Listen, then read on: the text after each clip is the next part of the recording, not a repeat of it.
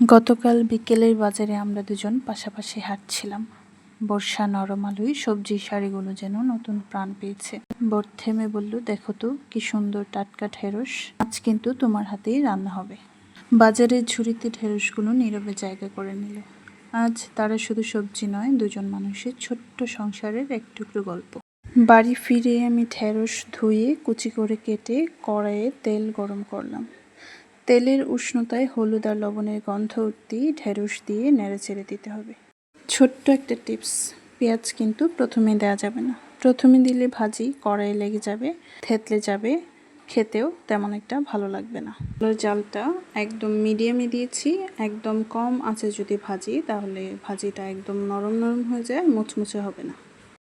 ঢেঁড়সটা যখন আধা সেদ্ধ হয়ে যাবে তখনই পেঁয়াজ আর কাঁচামরিচ কুচি দিয়ে দিতে হবে।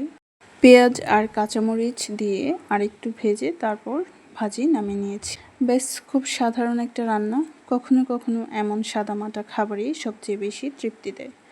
ঢেঁড়স সহজপাচ্য, স্বাস্থ্যকর, বাজেট ফ্রেন্ডলি, গরম ভাতের সাথে অসাধারণ লাগে।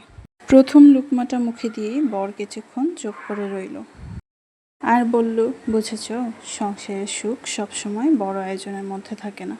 কখনো কখনো এক প্লেট গরম ভাত আর মুচমুচে ঢেঁড়স ভাজির মধ্যেই সুখ লুকিয়ে থাকে।